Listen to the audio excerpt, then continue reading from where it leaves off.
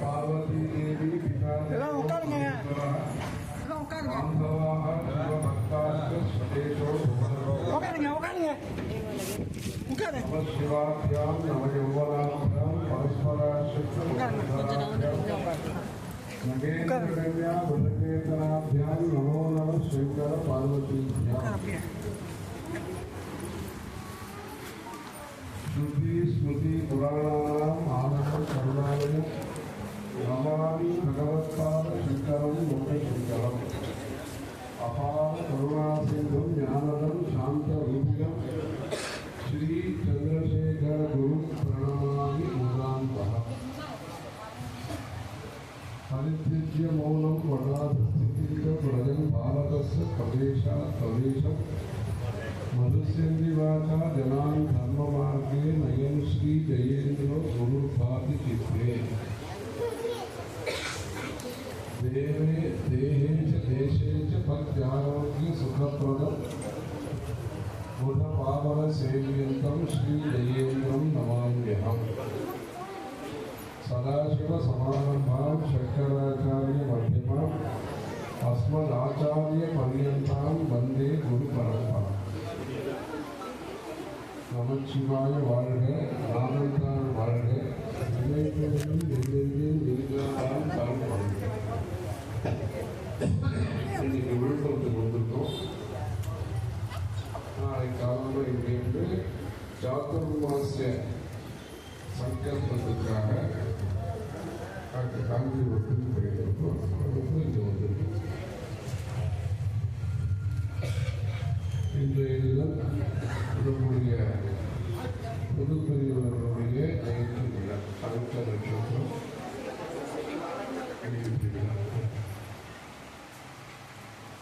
அது சாத்துர் மாசத்தில் நடுவில் பொதுவாக வரும். இந்த ஜெயந்தி விழா திருவானைக்கோவில் அங்கே ஜெகத்குரு வித்யாஸ்தானம் என்று நம்முடைய சங்கர மடம் இங்கே இருக்கிறது. ஜெகத்குரு வித்யாஸ்தானம் என்று அதற்கு பெயர்.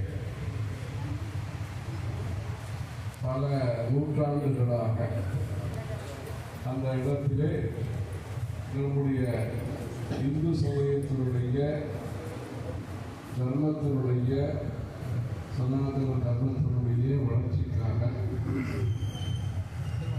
வேதம், சாஸ்திரம், புராணங்கள், ஜோதிஷம், பல கலைகள் இவைகளெல்லாம் படித்த பல அறிஞர்களை உருவாக்கக்கூடிய பணி அந்த ஜெகத்குரு வித்யாஸ்தானத்தின் மூலமாக நடைபெற்று வருகிறது. அங்கிருந்து படித்தவர்கள் சென்னை சமஸ்கிருத கல்லூரிக்கு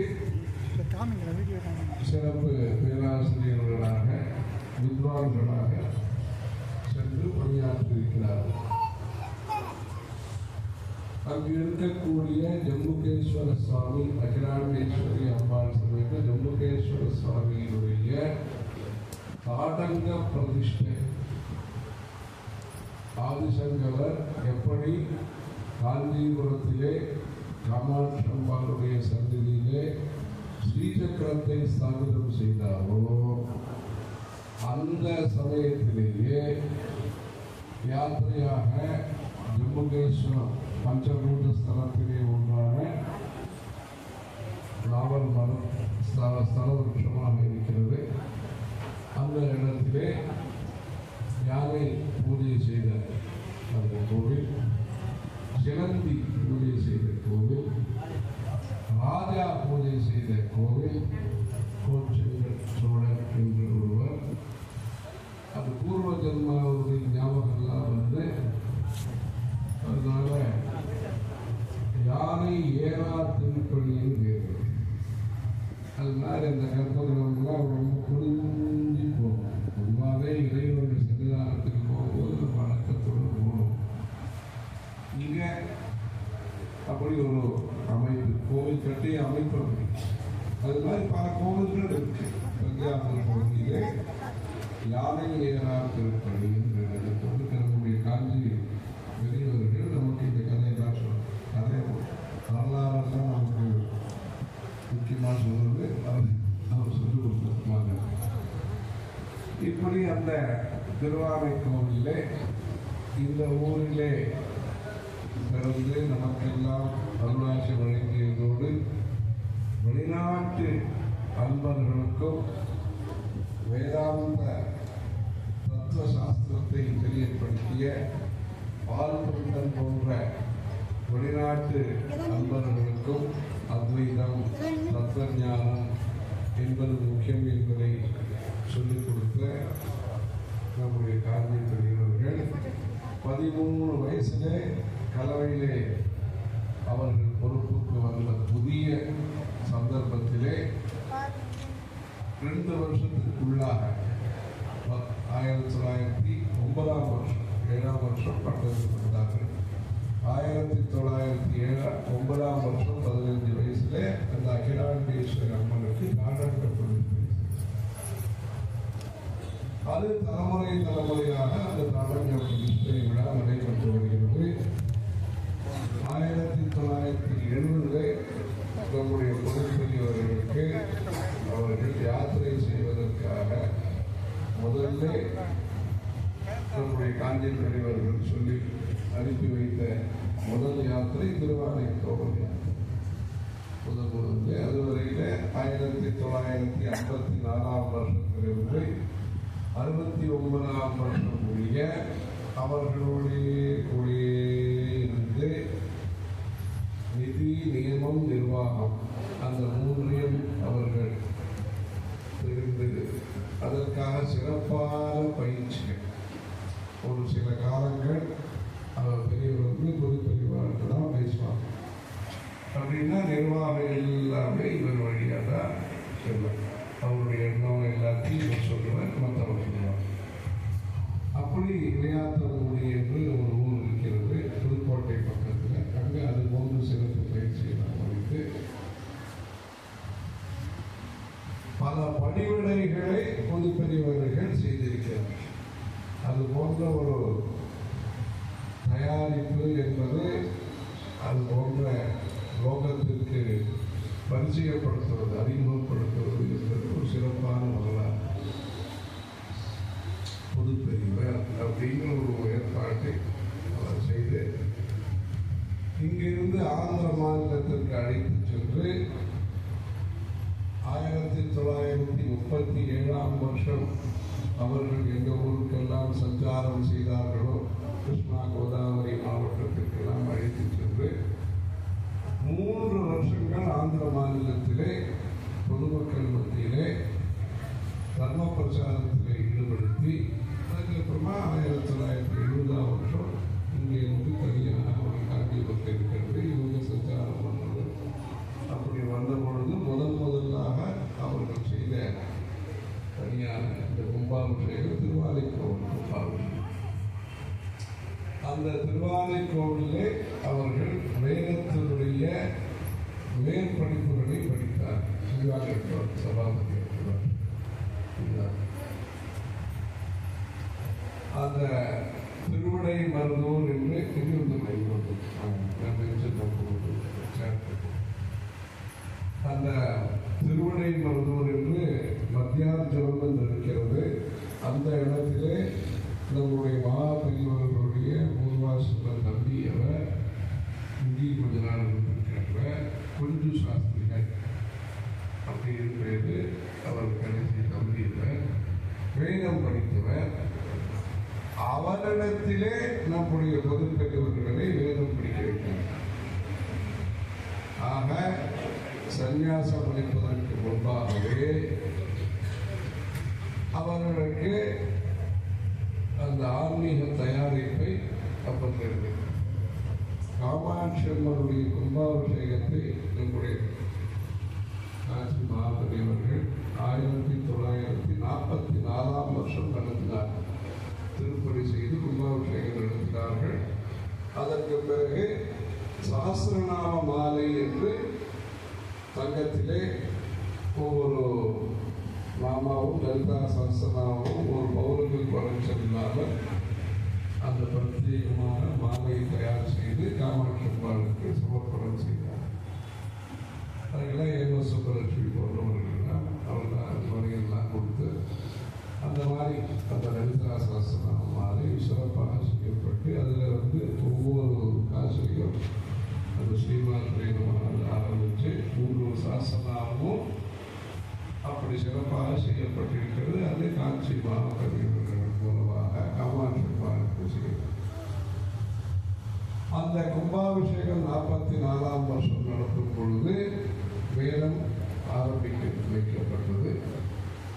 அந்த கும்பாபிஷேகத்திலே பிறகு திருவிடைமருதூரிலே 5-6 வருஷங்கள் வேதங்களை அத்தியனம் செய்து அதிலேயே மேற்படிப்புக்காக சாஸ்திரங்களுக்காக திருவானைக்கோவிலுக்கு அனுப்பி வைத்து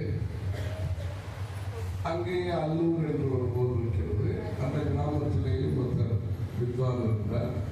அவர் 100 வயசுல இருந்தார். அவரிடத்திலே பரசுராம பெருமாள் அவரிடத்திலே அழைச்சி நிறைய சாஸ்திரங்களிலே பயிற்சி பெற்று அப்படி அந்த ஜெகத்குரு வித்யாஸ்தானம் இப்பொழுதும் வேதபாடசாலை நடைபெற்று வருகிறது. காசி யாத்திரை என்பது நம்முடைய இந்துக்களுக்கு பரம்பரையாக அந்த சேது ஸ்நானம் அங்கு பிரயாகையிலே அலகாபாத் பிரயாகையிலே அந்த தனுஷ்கோடியிலிருந்து எடுத்து செல்லக்கூடிய இந்த மணலை வைத்து சிவலிங்கம் செய்து அந்த சிவலிங்கத்துக்கு பூஜை செய்து கங்கையிலே சேர்க்க வேண்டும். அதுபோன்று காசி யாத்திரை 1934ஆம் வருஷம் நம்முடைய மகாபெரியவர்கள் அந்த காலத்திலே வசதியெல்லாம் சுமாராக இருந்த காலத்திலே ரொம்பவும் நியம நிஷ்டைகளுடன் இங்கே இருந்து நிசாம் அந்த ஹைதராபாத்துக்கெல்லாம் போய் அந்த நிசாம் அந்த நிர்வாகத்திலேயும் இவர்களுக்காக 40 நாள் தங்குவதற்கு விசேஷ ஏற்பாடு செய்து அங்கிருந்து நாக்பூர் சென்று அங்கிருந்து காசிக்கு போய் அலகாபாத் அங்கிருந்து காசிக்கு பாத யாத்திரையாக சென்று அங்கே பல காலம் இருந்து வைத்தியநாத் தாம் என்று பீகாரிலே தற்போதைய ஜார்க்கண்டில் இருக்கிறது. வைத்தியநாத கஷேத்திரம் என்று சிவலிங்கம் சிவன் கஷேத்திரம் அங்கு சென்று கல்கத்தாக்கு போய் ஜெகநாத் புரிக்கு வந்து அப்படி ஒரு பிரதர்சனமாக அந்த காசி யாத்திரையை ராமேஸ்வரம் சென்று நிறைவு செய்தார். அதுக்கப்புறமா 1960களிலே 64 அதுபோன்று புதுக்கோட்டை இளையாத்தங்குடியிலிருந்து நம்முடைய புதுப்பெருவர்களும் அழைத்துக் கொண்டு ராமேஸ்வரத்துக்கு போய் அந்த காசி யாத்திரை சங்கல்பம் செய்வதற்கு சொல்லி அந்த தனுஷ்கோடியிலிருந்து அந்த மணல் எடுக்கப்பட்டு பூஜை செய்து அதை 1973-74களிலே பூர்த்தி செய்தார். இங்கிருந்து டெல்லி போய் ஹரித்வார் ரிஷிகேஷ் இவர்களும் அந்த கஜ பூஜை கோபூஜை அந்த ஏற்பாட்டின்படியே இந்த காசி யாத்திரையை செய்து நிறைவு செய்தார்கள்.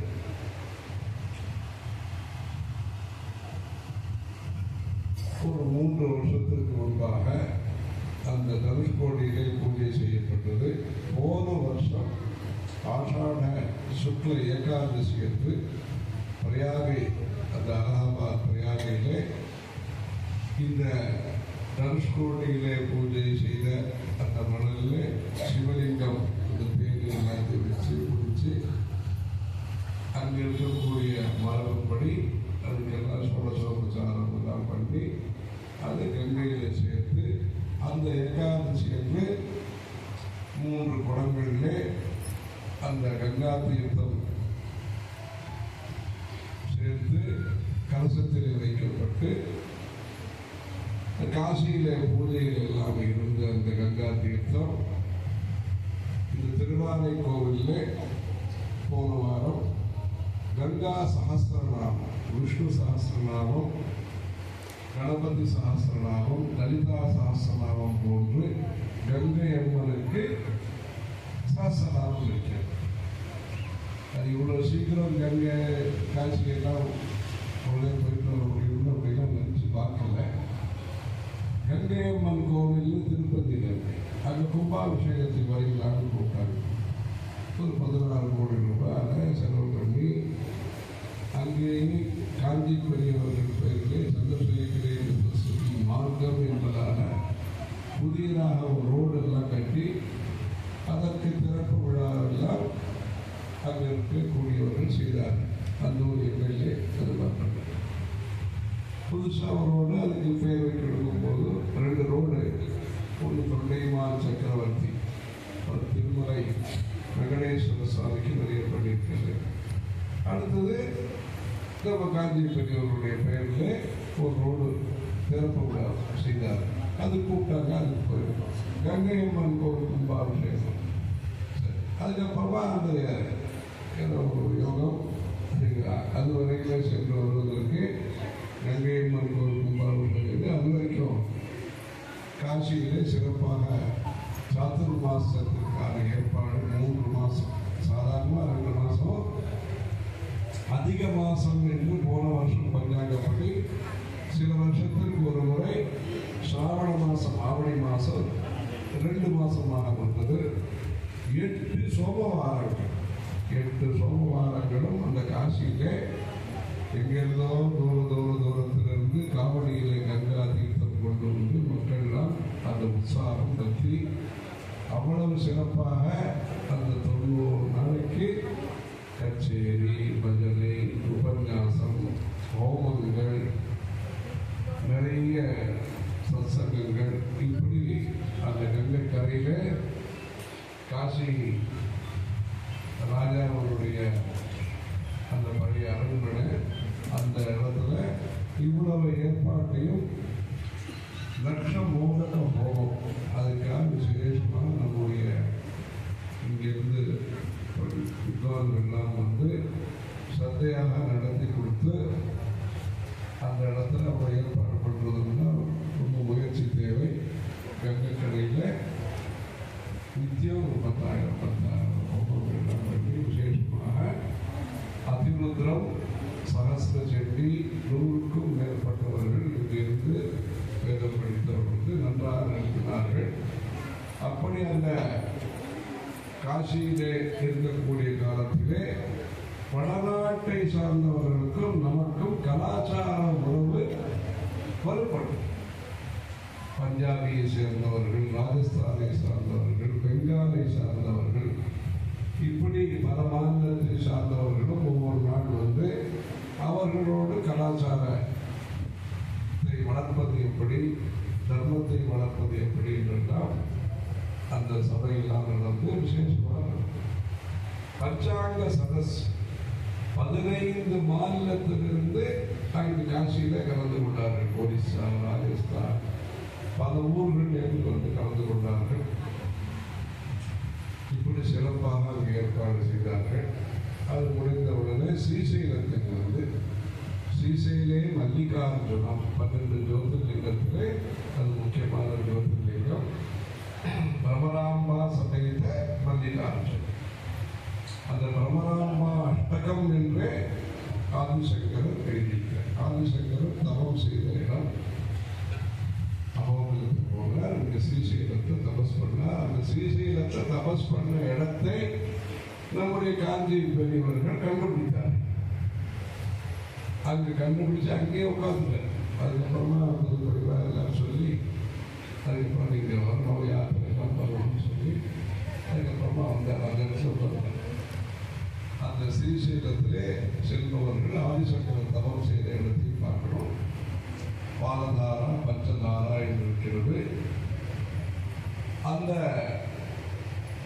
ஸ்ரீசைலத்திலே கும்பாபிஷேகம் சிறப்பாக நடைபெற்றது. அதிலேயும் கலந்துட்டு ஸ்ரீசைலத்தில் அங்கேருந்து காஞ்சிபுரத்துக்கு வந்து மகாநந்திங்கிற ஊர் நடுவில் தரிசனம் பண்ணிட்டு பிரமராம்பாள் சன்னதியிலையும் கூடிய நடத்தி காயத்ரியும் கருடத்வ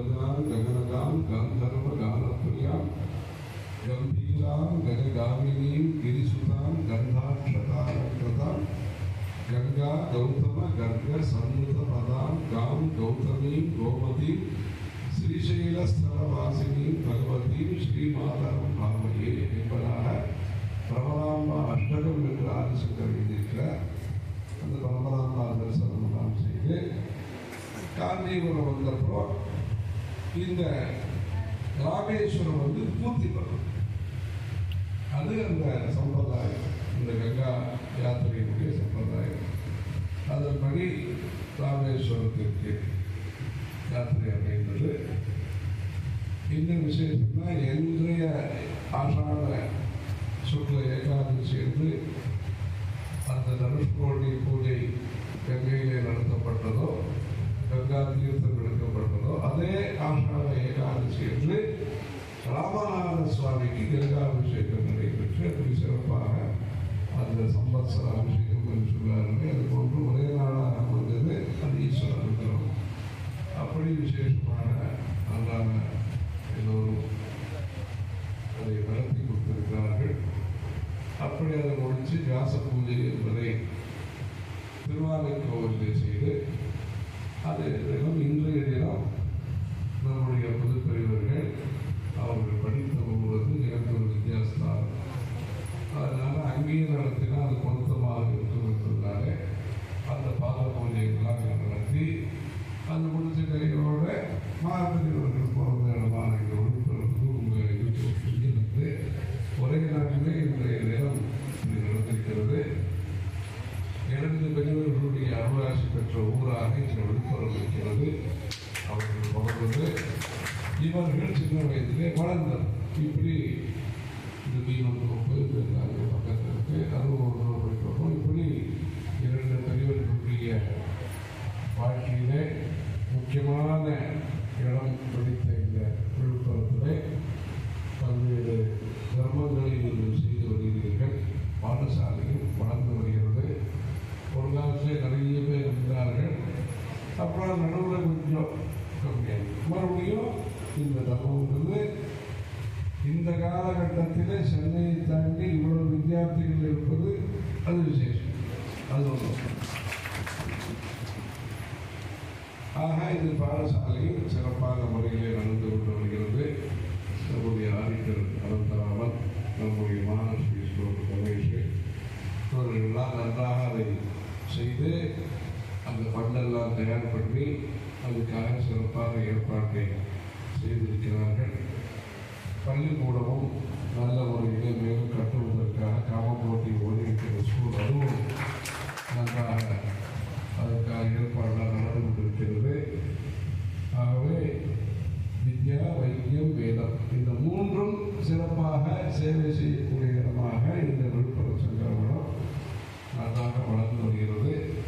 தொடர்ந்து இந்த நல்ல பணிகளிலே நீங்கள் எல்லோரும் ஈடுபட்டு வடவாமரம் இந்த பக்கத்திலேயே அதிஷ்டானம் அமைந்திருக்கிறது. அதுவும் நன்றாக பக்தர்களுக்கு கிடைத்து வருகிறது.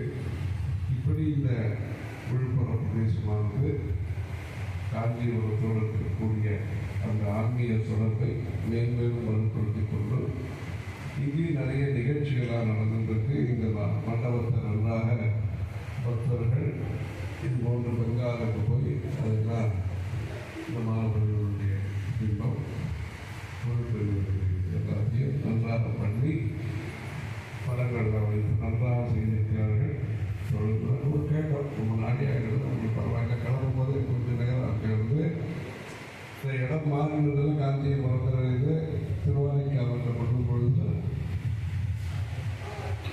கொஞ்சம் நேரம் ஆகும். பரவாயில்லையா சரி பரவாயில்லை நாங்கள் அப்படின்னு சொன்னாங்கன்னா நாங்கள் பாதம் போது அதுக்கப்புறமா அங்கே கொஞ்சம் முடியாதவர்களுக்காக கொஞ்சம் செயற்கை கால்கள் அது கொடுத்து இன்னும் பள்ளிக்கூட குழந்தைகளுக்காக வேத சரஸ்வதி சுவாமி ஸ்கூல்னு அங்கே தஞ்சாவூரில் இருக்கு.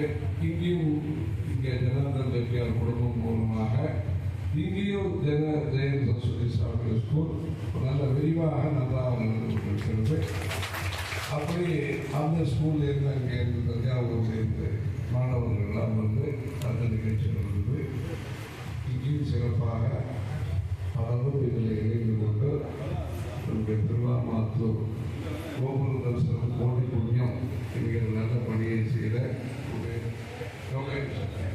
உதயன் செட்டியார், அதுக்கப்புறமா நம்ம ஸ்ரீனிவாசன், தோரணம் ஸ்ரீனிவாசன் இருக்க, நாகராஜன் இருக்காரு.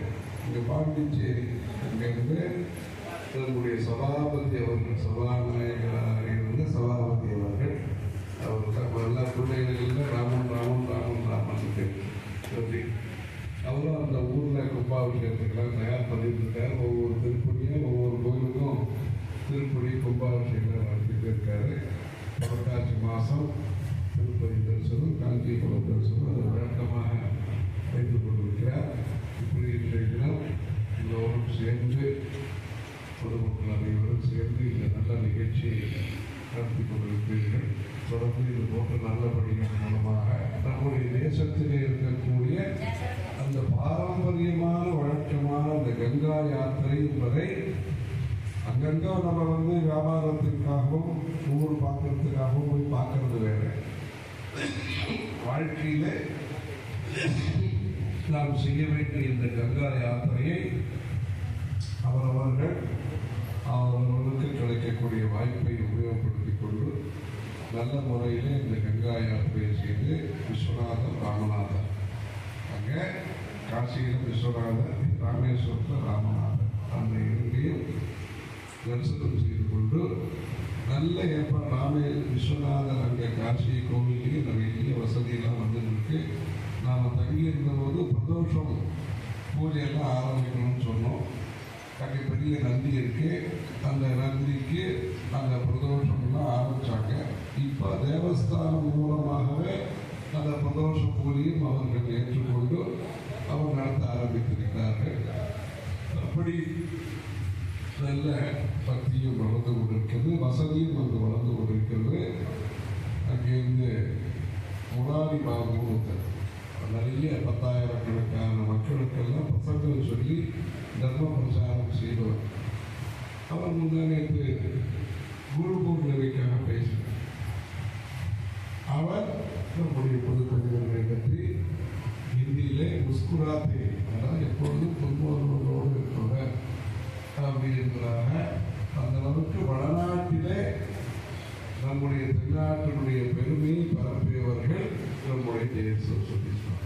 எப்படி தென்னாடுடைய சிவனையை போற்றி தென்னாட்டவருக்கும் விரைவாக போற்றி என்று சொல்கிறோம். எப்படி தேசிய ஒருமைப்பாட்டை கங்கை யாத்திரையின் மூலமாக ராமேஸ்வரம், காசி, பிரயாகையினுடைய யாத்திரையை, அதுபோன்று கேதார்நாத், காட்மாண்டு, நேபாள், கைலாஸ், மானசரோவர், இப்படி பல ஊருக்கும் சென்று கஜ பூஜை, கோபூஜையை 1000 இடத்துக்கு குறைச்சல் இல்லாமல் நடத்தி பக்தியை பரப்பியவர்கள். அப்போ அந்த பாரம்பரியத்துக்கும் விழுப்புரத்துக்கும் உங்களுக்கு இருக்கிற சம்பந்தம் என்பது இந்த ஊருக்கு மிகப்பெரிய கௌரவம், மிகப்பெரிய பெருமை. அப்படி பெருமையோடு கூடிய இந்த ஊரிலே நீங்கள் வசித்து இந்த தர்ம காரியங்களை வேத பாடசாலை, பள்ளிக்கூடம், ஆஸ்பத்திரி, இப்படி இருந்து தர்ம காரியங்களை எல்லாம் செய்வது என்பது அந்த குருவனுடைய அனுகிரகம் உங்களுக்கு கிடைப்பதற்கு விசேஷமான வாய்ப்பு. தொடர்ந்து இந்த நல்ல பணிகளை செய்து குருவர்களையும் திருவர்களையும் பெற்று சிறப்பாக இருக்க வேண்டுமாய் அழகான காட்சியில் புகழான வாழ்ந்திடும் அன்னை காமாட்சி என்கிற காமாட்சி காட்டுகிறோம். பார்வதி